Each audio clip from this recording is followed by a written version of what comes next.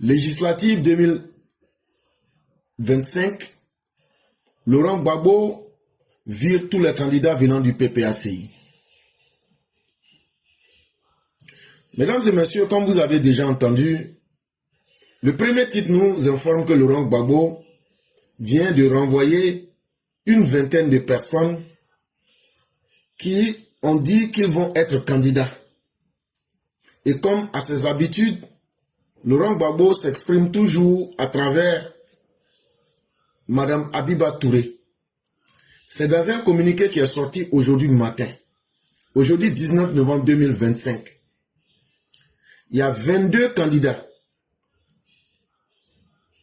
qui vont participer aux élections des députés. Cette élection va se tenir le samedi 27 décembre 2025. Ces 22 personnes qui seront des candidats, Habiba Touré vient de faire un communiqué et elle a informé tout le monde dans ce communiqué avec le nom des personnes que le 6 novembre dernier, le comité central du PPACI avait décidé que eux là, au PPACI là, il n'y a aucun candidat qui va participer aux élections pour aller être député.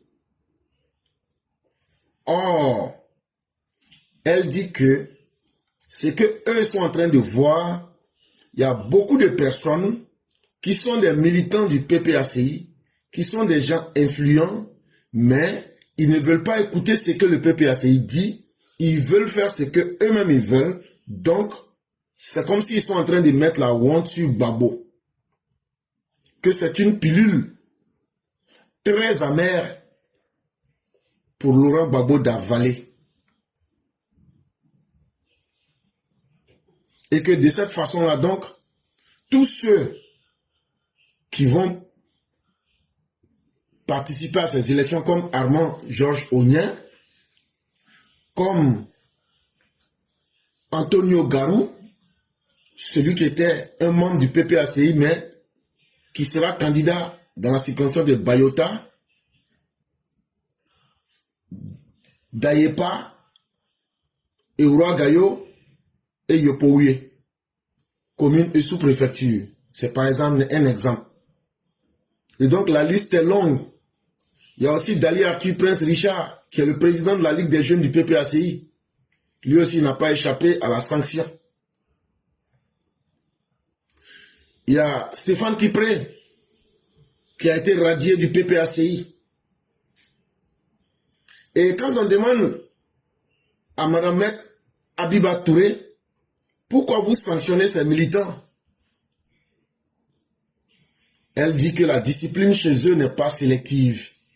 C'est soit ce que Laurent Gbagbo a dit, ou bien eux ils appliquent la sanction. Que dans toute organisation, la discipline est l'épine dorsale de toute organisation politique sérieuse.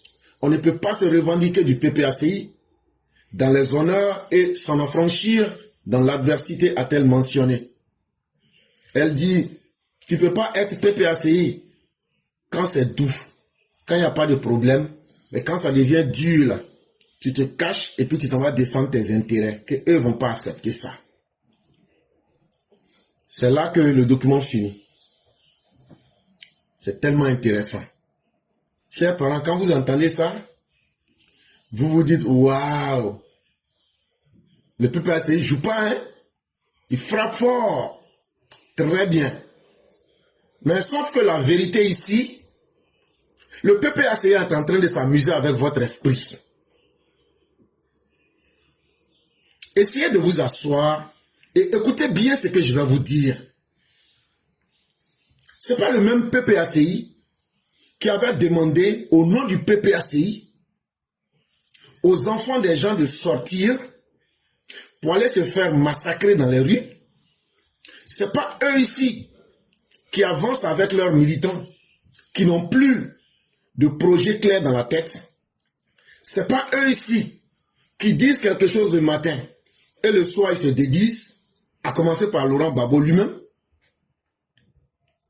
Et donc ici, ce que cet événement prouve, le fait que les gens soient sortis, le niveau le plus simple pour quelqu'un qui ne réfléchit pas pour aller loin, va se dire, aujourd'hui, Laurent Gbagbo est contesté, il ne vaut plus rien, sa parole n'est plus respectée.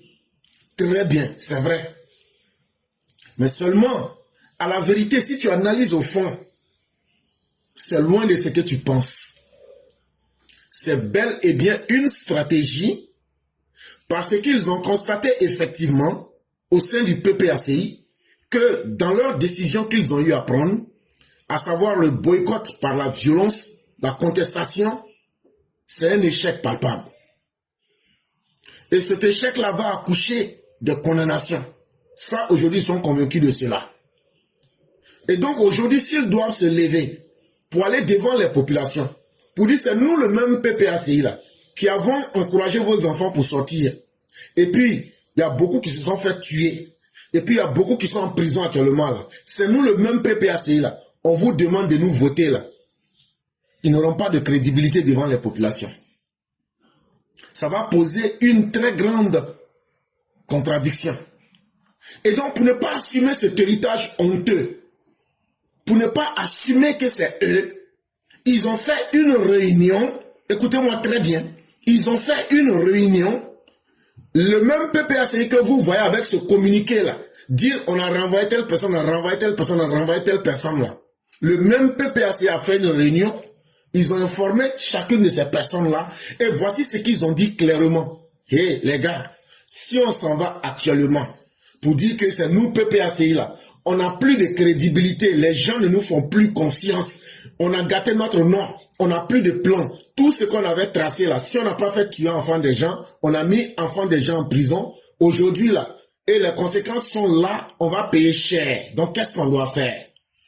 Ils ont décidé que donc ils vont tromper les Ivoiriens et leurs militants d'abord. Ils vont commencer par tromper leurs militants en faisant croire que Laurent Gbagbo dit faut pas on va participer aux élections. Or, il se trouve que Laurent Gbagbo avait dit qu'ils allaient participer. C'est en ce moment-là qu'ils avaient décidé.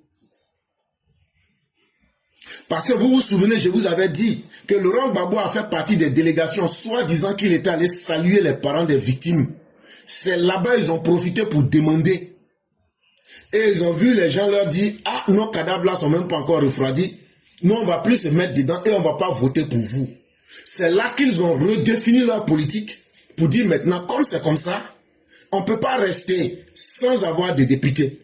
Si on reste comme ça sans députés là, on ne pourra pas tenir ni financièrement ni politiquement. Donc qu'est-ce qu'on va faire? On va donc changer de politique. Et ce qu'on va faire là, officiellement, Gbagbo va dire, on ne participe pas. On ne va pas aller. Mais la vraie réalité est qu'on a besoin d'argent.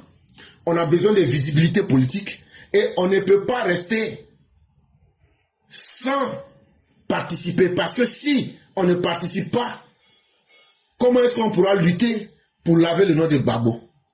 Donc, ce qu'on va faire, on va aller en candidat indépendant.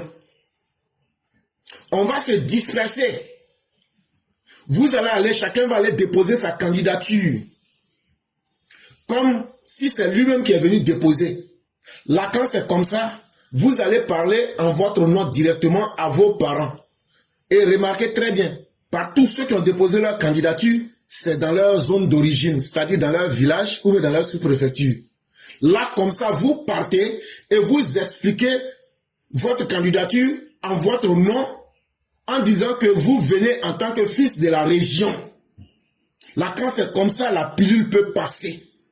Là, si la pilule passe de cette façon, tous ceux qui seront élus sous la bannière d'indépendants PPACI, même si officiellement, à travers une telle lettre que je viens de vous lire, on les a rejetés, on va mesurer notre vrai poids politique.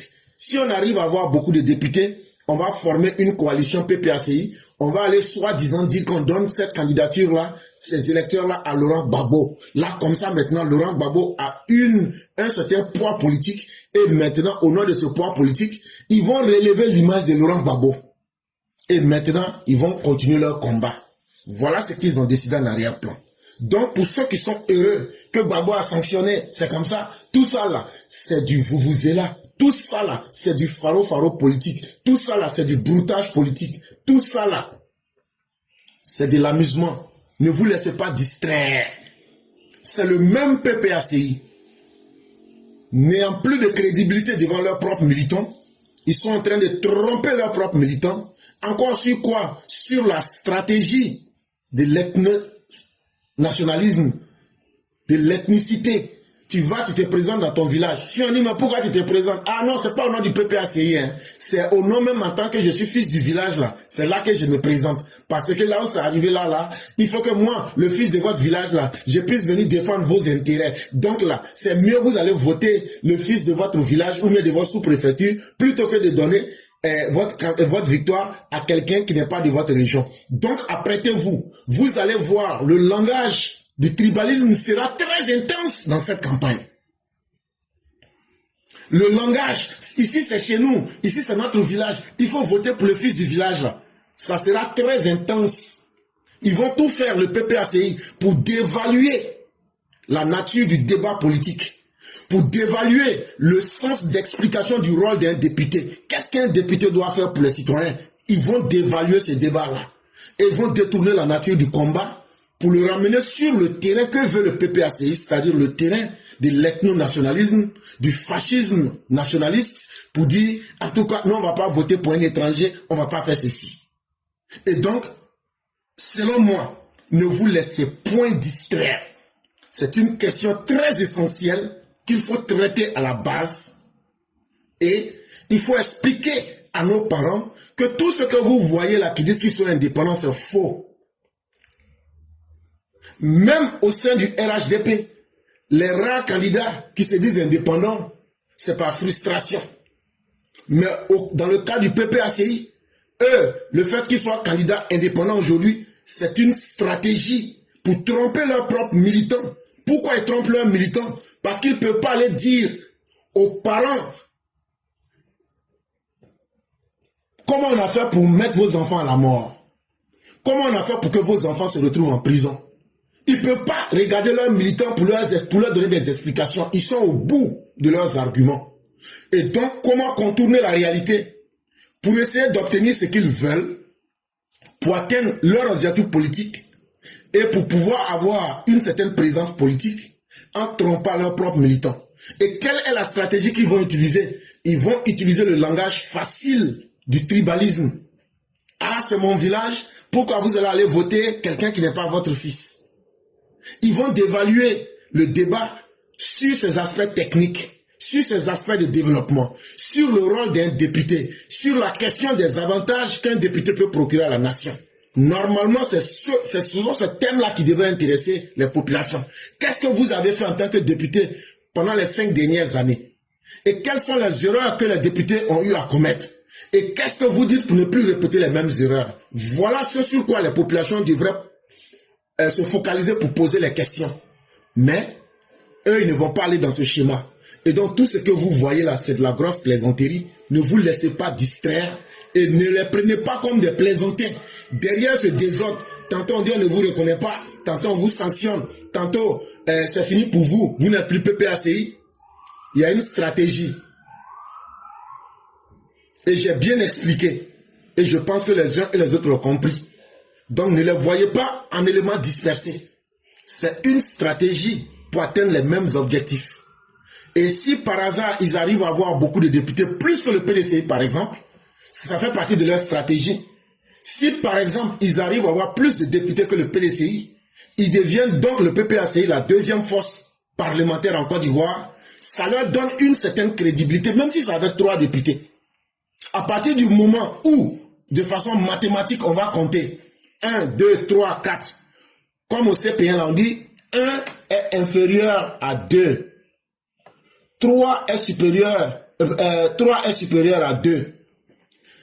S'il arrive que eux, au PPACI, ils arrivent à avoir peut-être 5 ou 6 députés, ou même 10 députés, et que le nombre de députés qu'ils ont là, le PDC a 7.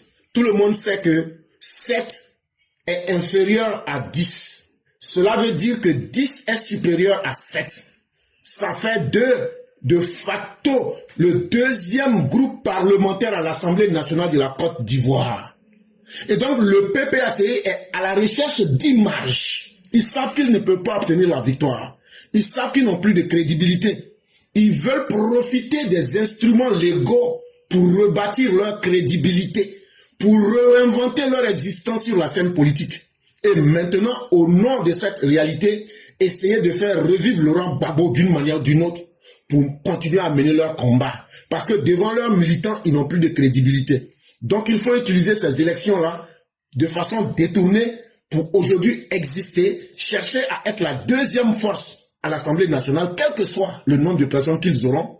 Là, comme ça va leur donner une certaine crédibilité. Nous sommes la deuxième force parlementaire, donc, c'est sur ça qu'ils vont, quand ces élections vont finir, c'est sur ça qu'ils vont se baser. Vous avez vu que chaque fois qu'il y a des événements en Côte d'Ivoire, ils essaient d'avoir des discours. Un moment, c'était la Cour africaine des droits de l'homme, la Cour africaine des droits de l'homme. C'est-à-dire que le PPACI est un mouvement de manipulation. Après un certain temps, c'était devenu, vous êtes en palabre avec tous les voisins. Vous êtes en palabre avec tous les voisins. Au moment où ils étaient en train d'utiliser les gens de l'AES. Quand le problème de la Cour africaine des droits de l'homme dit que, quand la Cour africaine des droits de l'homme les a fauchés, ils sont tombés maintenant sur le problème pour inciter les Burkinabés et les Maliens à attaquer la Côte d'Ivoire. Ah non, vous êtes en palabre avec tout le monde, vous êtes en palabre avec les voisins, vous êtes en palabre avec les voisins. Quand maintenant, ils n'ont pas atteint leurs objectifs de violence sur le terrain, vous les voyez, ils ont changé de discours. Wow, il y a génocide, il y a génocide, il y a génocide. On leur a fait comprendre que il n'y a jamais eu de génocide en Côte d'Ivoire. Il n'y a eu que 11 morts. Et ces 11 morts ont été provoqués par eux-mêmes. Et c'est pourquoi il n'y aura pas de pitié, ils seront arrêtés. Est-ce que vous entendez encore parler de Nayo? Ça a disparu comme dans un rêve. Maintenant, la nouvelle stratégie, comme il ne peut plus aller s'arrêter devant les parents des gens, mais ils ont besoin d'argent. Même hier, la commission économique, là, ils sont en train de parler du budget. Ils ont crié qu'eux, ils n'ont pas participé parce qu'eux, ils ont besoin d'argent. Ils ont cruellement besoin d'argent. Et aussi, il leur faut de la visibilité parce que ce combat-là, ils ne veulent pas laisser. Eux, ils ne veulent pas disparaître aujourd'hui comme ils ont aidé le PDC à disparaître. Voilà le PDCI qui est un parti qui était bien structuré, en tout cas mieux structuré que le PPACI. C'est-à-dire en 2021, là, le PPACI avait des députés, le PPACI avait des conseils régionaux, le PPACI avait une crédibilité. Toi, tu es supérieur à quelqu'un. Tu te vas t'associer à quelqu'un qui est inférieur à toi. Mais c'est toi qui perds. Et c'est ce qui est arrivé au PDCI. Et comme je le disais, le PPACI a utilisé le PDCI comme une échelle pour tirer le PDCI vers le bas, pour qu'il soit au même niveau. Aujourd'hui, ils ont dévalué le niveau du PDCI. Le PDCI lui-même aujourd'hui est en lambeau. Et donc ils ont parasité Tidjam Thiam. Ils l'ont forcé à commettre des erreurs politiques pour l'éloigner aujourd'hui. Pour qu'aujourd'hui, Tidjam Thiam est devenu quelqu'un qui reste à l'extérieur pour donner des ordres.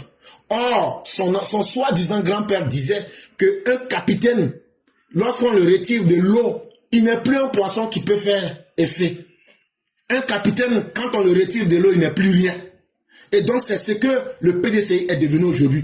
Un grand parti qui allait s'associer avec un petit parti. Et le petit parti a poussé le PDCI à devenir petit comme le petit parti PPACI. Maintenant, l'objectif second du PPACI, c'est comment maintenant essayer de devenir la deuxième force politique. Même si c'est avec 3 ou 4 députés. Tant que le nombre de députés qu'ils auront dépasse celui du PDCI, ça fait de la deuxième force politique. Et vous allez voir que leur élément de langage va changer. Eh bien, vous savez, nous sommes la deuxième force politique du pays et il faut nous écouter et voilà. Donc, quand vous avez bien compris ça, cette situation-là, il ne faut pas jouer avec.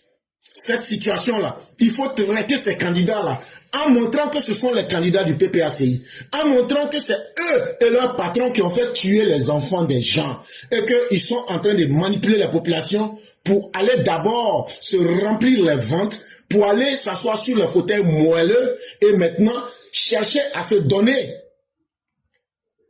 des protections qu'on appelle l'immunité parlementaire pour ne pas répondre de leurs crimes. Voilà toute la réalité qui est en face de vous.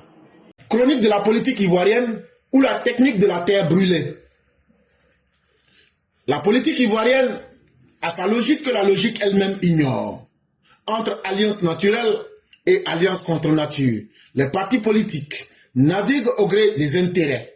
Les États n'ont pas d'amis, mais des intérêts. Cette citation peut parfaitement s'appliquer à la politique ivoirienne. Les partis n'ont pas d'amis, mais des intérêts. Des intérêts généralement différents et divergents. Ici, là, on va vous expliquer. La politique que les gens font en Côte d'Ivoire, là, c'est pas bien. Parce que quand on dit on fait politique, là, la politique qui est exercée par les politiciens, ça doit être pour l'intérêt de la majorité. Mais en Côte d'Ivoire, quand on dit politique, là, tu vas voir mouton aller se marier avec chat et puis vont accoucher épervier. C'est ça qu'on appelle alliance contre nature. Tu vas voir quelqu'un, lui là, il mange son propre caca. Ça veut dire ce qu'il dit là, il fait le contraire et puis il n'a pas honte. Tu vas voir quelqu'un tenir un discours irresponsable et c'est lui qu'on va applaudir. Parce que chacun veut atteindre ses propres intérêts en utilisant la majorité.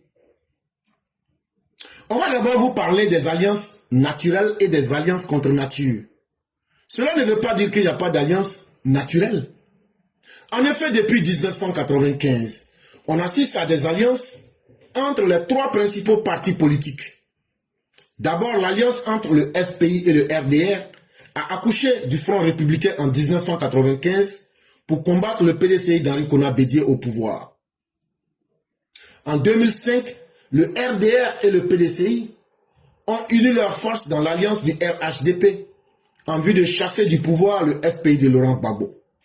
Et rebelote en 2020 avec la naissance du CNT contre le soi-disant troisième mandat du RDR d'Alassane Ouattara. Et enfin, en 2025, le Front commun, fondé par le PPACI et le PDCI, avait pour mission de dégager le RDR-RHDP du pouvoir pour contrer le soi-disant quatrième mandat considéré comme un mandat de trop. Quand tu regardes l'histoire politique de la Côte d'Ivoire, les gens ne font que des alliances. Ils défendent ces alliances, ils se mettent ensemble, demain ils ne sont plus ensemble, ils essayent de tromper les gens. Mais tout ça là, est-ce qu'on parle de l'intérêt de vous les populations? Est-ce qu'il y a une fois quelqu'un qui est venu et qui a signé une alliance avec le peuple? Les politiciens vous ont pris en otage. C'est la vérité qu'il faut qu'on vous dise. Aujourd'hui, les politiciens sont devenus plus importants que vous, le peuple. Et donc là, ces alliances-là sont du marchandage sur votre tête. C'est-à-dire vous, qui aurez dû être la majorité, la force que tout le monde devrait rechercher, vous êtes devenu aujourd'hui la périphérie. Vous êtes devenu aujourd'hui les gens sur la tête de qui chacun essaie de se payer ses intérêts. Et c'est pourquoi on a vu le Front républicain. On a vu ici le RHDP. On a vu ici le CNT. On a vu ici le Front commun. Et jusqu'à quand cela va continuer? Et c'est quand les politiciens vont décider de signer une alliance véritable avec le peuple. Voilà la question que toi et moi, on doit se poser. Mais sachez une chose, la politique ivoirienne a la peau extrêmement dure. Pour les politologues, le marigot ivoirien est profondément dangereux pour celui qui veut changer la donne avec un coup de baguette magique. Le néopoliticien Chakadian l'a appris à ses dépens. Lui qui voulait faire soi-disant la politique autrement, a fini par se rendre à l'évidence. Il lui a fallu mettre le serpent finalement dans son pantalon à travers un jeu d'alliance avec le PPACI. Impossible de conquérir le pouvoir d'État. Encore faut-il que le jeu soit transparent, légal, égal pour chacun et sincère. Il faudrait que, en Côte d'Ivoire, ces mauvaises habitudes ont eu la peau suffisamment dure. À tel enseigne que, dès qu'on est dans l'opposition, on pense que c'est une nécessité de se mettre ensemble pour combattre celui qui est au pouvoir. Mais est-ce que cette logique-là peut marcher toujours? Cette logique peut marcher si celui qui est au pouvoir n'a pas travaillé. Si celui qui est au pouvoir n'a pas les moyens de justifier sa présence à la tête de l'État. Mais les gens continuent, contre vents et marées, de croire plus en ces alliances-là que de convaincre le peuple pour qu'il devrait travailler. Et même quand on a violé les règles, comme dans le cas de Chaka Diaw de Laurent Gbagbo, on veut qu'au nom de la politique, on puisse violer les lois entre politiciens pour encore s'imposer au peuple.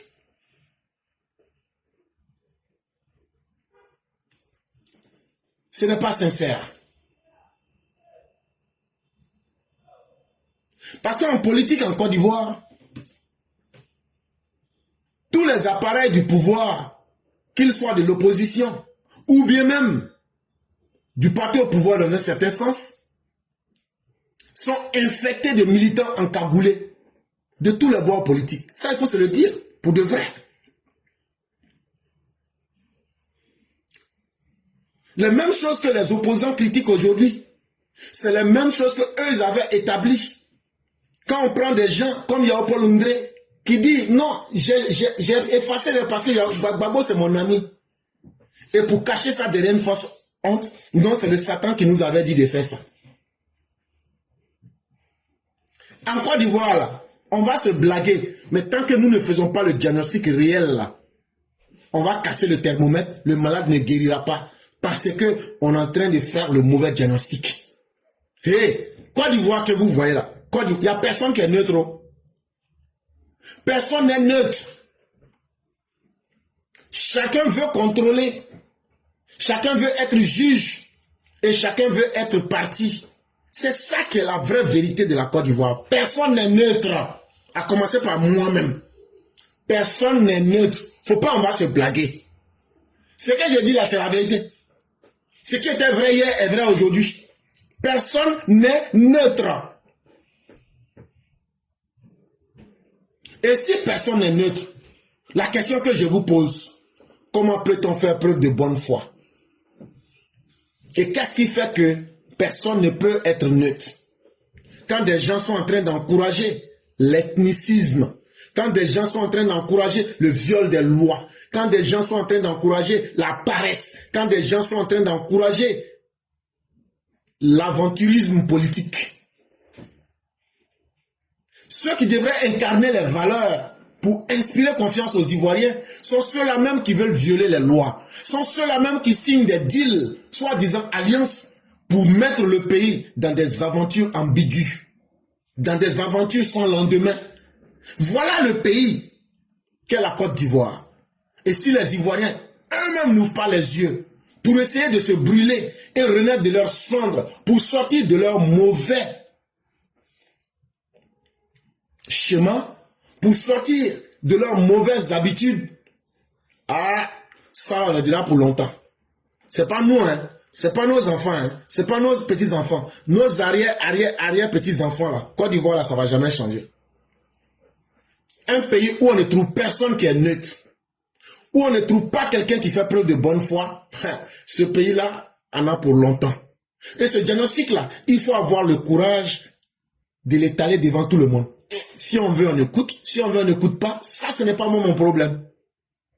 En tout cas, en Côte d'Ivoire, ce que nous constatons aujourd'hui, c'est que la fin justifie les moyens. Quelle que soit la méthode que tu utilises là, si tu arrives à atteindre l'objectif que tu veux là, on s'en fout. De toute façon, c'est en Côte d'Ivoire qu'on nous dit que le mouton de sacrifice pour la tabaski là, est-ce qu'on regarde dans ses yeux? Plus question d'idéologie politique. La fin justifiant les moyens, dit Machiavel, le socialisme, le libéralisme, le communisme et que sais-je sont des effets des vieux et lointains souvenirs. La nouvelle génération ne sait même pas de quoi il s'agit réellement. Elle est désormais habituée à une autre forme de politique, le tribalisme. Le tribalisme, la haine, la haine, la haine. Une organisation sociale où l'on valorise son propre groupe d'appartenance au détriment des autres. C'est ça qui est le problème. Prenez les politiciens qui sont là, demandez, c'est quoi le socialisme? Il ne peut même pas vous définir la base du socialisme. C'est quoi le libéralisme? Non, le libéralisme, c'est quoi? Il y a combien de types de libéralisme? Il faut m'expliquer de façon pratique. Ils ne connaissent pas. Avant de faire quelque chose, il faut connaître. C'est comme chez les musulmans. Avant d'adorer Dieu, apprenez à le connaître. Non, on avance comme ça. On suit des gens. Ah non, lui, il est le représentant de notre groupe ethnique, de notre groupe religieux. Donc là, c'est mieux, nous, on va le suivre pour garantir les intérêts de notre groupe. En garantissant les intérêts de ton groupe, sans le savoir, tu es en train de combattre les intérêts des autres. C'est ça qui fait que les mêmes problèmes sont toujours là, mais de différentes manières, et on a l'impression que la Côte d'Ivoire est dans le perpétuel recommencement. Et la vraie réalité, là, on est dans le tribalisme. Pendant que le peuple est dans le tribalisme, et les politiciens utilisent cela pour faire du brigandage et du marchandage à la tête, pour défendre leurs intérêts. Voilà le cycle dans lequel ils vous ont mis.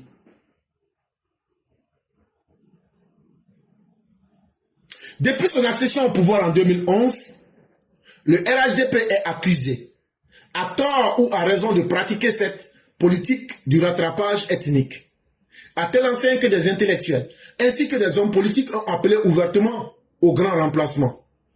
Le pouvoir, disent-ils, doit revenir aux gens du Sud, après des années de domination des gens du Nord.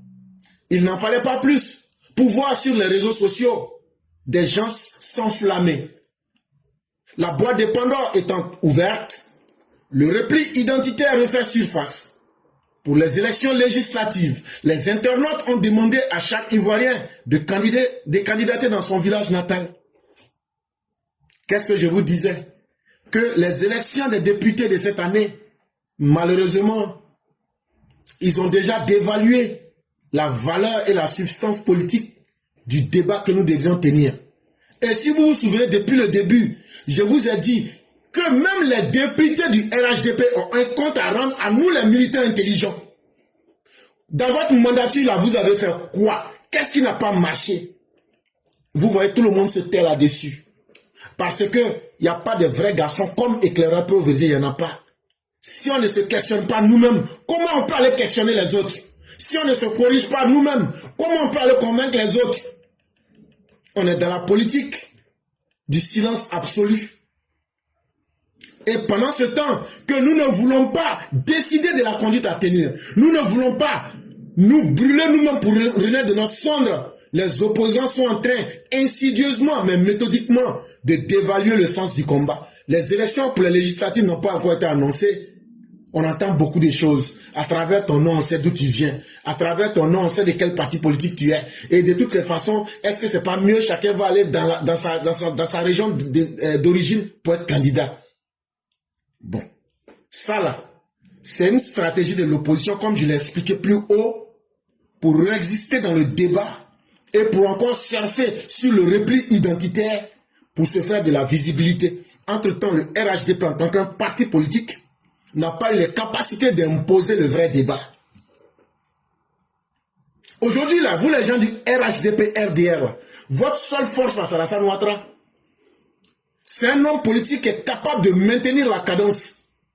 Mais vous-même, en tant que des idéologues, je suis ceci, je suis de tel parti politique. Mais quelle stratégie d'anticipation, quelle stratégie vous mettez en place, en sachant que dans la politique, l'effet de communication a une puissance.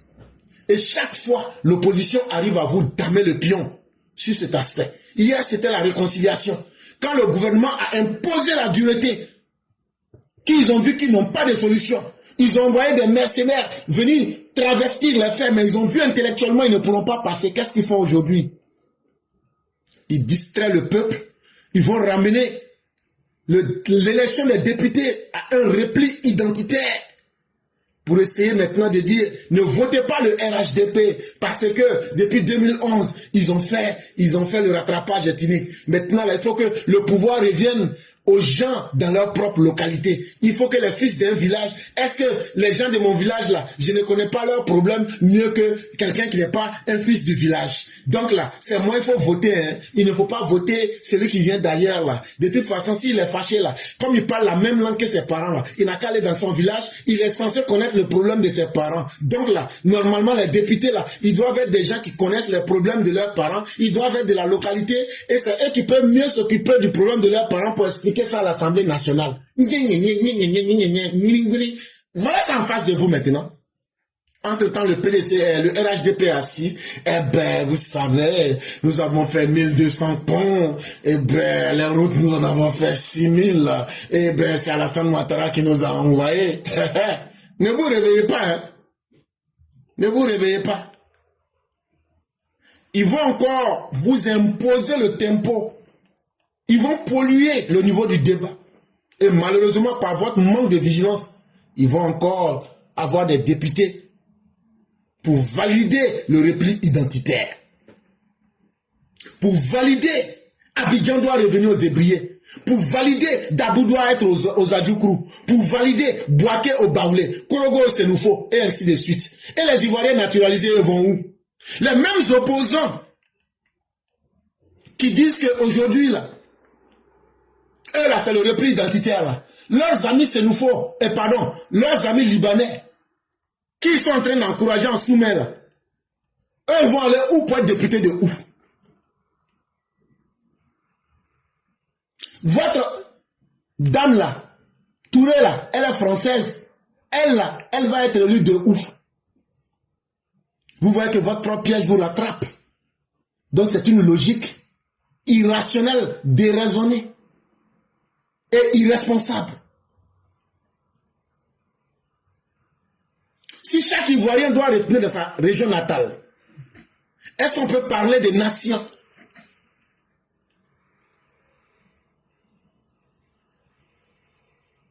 Voilà la Côte d'Ivoire dont je vous parle. Ça peut choquer. Mais quand on élève réellement le niveau du débat, au-delà des partis politiques, qu'on montre au peuple la vraie condition et les vraies choses, vous voyez que tout le monde devient tranquille parce que tout le monde se sent coupable de quelque chose.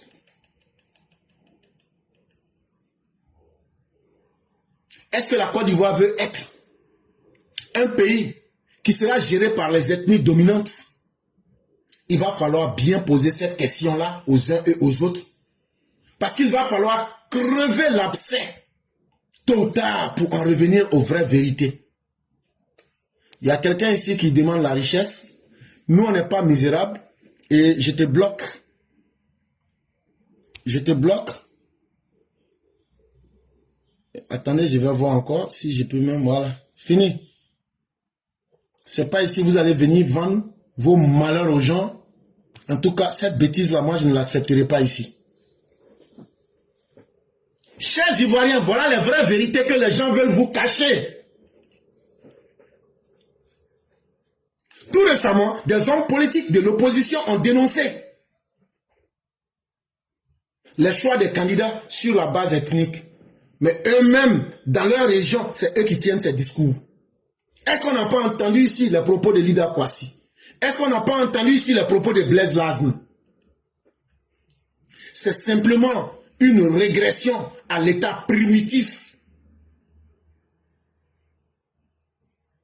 L'esprit de l'ethnie là, c'est tombé au niveau le plus bas. Quelqu'un qui est encore dans les réflexions d'ethnie là, même un singe bonobo est mieux que toi. Un singe bonobo a une raison de vivre. Et il comprend sa raison de vivre mieux que toi. Et ça, Oufo l'avait compris. Bien avant les indépendances. Lui qui fut le premier député de Korogo en pays Senoufo. Lui le Baoulé. Et en général, ce sont les gens du Sud qui sont dans cette haine-là. En vérité, nos partis politiques doivent éviter ce saut dans l'inconnu. Parce que tôt ou tard, cela va nous conduire à une guerre ethnique. Et il n'y a pas une guerre qui est plus dangereuse, plus meurtrières dans le monde que des conflits ethniques. Parce que l'histoire est têtue. Oh, ça commence aujourd'hui. Mais petit à petit, le débat va se creuser. Le débat va être validé dans les esprits et dans les consciences. C'est pourquoi moi je sors dès maintenant pour avertir le gouvernement. Il faudra qu'on dise aux candidats, si on prend quelqu'un qui est en train de tenir des débats identitaires dans cette campagne-là, la personne doit être sanctionnée. Dès maintenant, je le dis, parce que nous autres, nous ne sommes pas là pour suivre. Nous sommes là pour avertir. Qu'on prenne ce que nous disons, qu'on ne prenne pas ce que nous disons, ça ne nous intéresse pas. Mais, vous allez venir vous asseoir ici un jour pour dire, si on avait su, on aurait fait ça. Tous ceux qui vont tenir un débat ou un propos identitaire, on doit les disqualifier automatiquement de la compétition. Il faut qu'on ressente le débat pour expliquer c'est quoi un député aux populations. Quel est le rôle qu'un député peut jouer? Quel est le rôle qu'un député ne peut pas jouer? Et pourquoi nos députés ne prennent pas les problèmes des Ivoiriens pour faire des projets de loi et déposer? Pourquoi les députés sont là, ils sont une caisse de résonance des différents partis politiques? Pourquoi nos députés se souviennent qu'eux, ils peuvent améliorer leurs conditions de vie, mais ils ne peuvent pas améliorer les conditions de vie des Ivoiriens? Est-ce que eux, leur vie là, c'est mieux que pour vous, alors que c'est dans vous, votre argent qu'on les paye? Voilà de vraies questions. Est-ce que ça là, je suis RHDP, PPACI? Ça là, ce sont des vraies questions. Vous êtes député, vous avez eu la majorité. À quoi a servi votre majorité RHDP? Ça a eu quel bénéfice concret sur la population? Parce que ce que le gouvernement a fait, le gouvernement l'a fait, on a vu. Mais vous, en tant qu'une force politique, et en tant qu'un démembrement du parti, de l'État de Côte d'Ivoire, qu'est-ce que vous avez fait de façon concrète? Rien. Ayez le courage de reconnaître cela. Maintenant, qu'est-ce que vous allez faire pour ne plus nous ramener le même résultat? Je répète, j'insiste, je persiste. Si on ne mène pas ces débats-là, si on n'affronte pas la réalité là, sachez que c'est le débat identitaire qui va avoir le dessus. Et ça sera la faiblesse idéologique du RHDP lui-même. Et il faut des intellectuels aguerris pour remettre le débat à niveau. Et c'est pourquoi nous le disons. Les gens peuvent écouter comme ne pas écouter, ça ne nous intéresse pas. Mais au moins, on a le mérite d'avoir averti. Et à force de pousser, un jour, on va offrir une guerre ethnique à la Côte d'Ivoire et chacun jouera encore les étonner.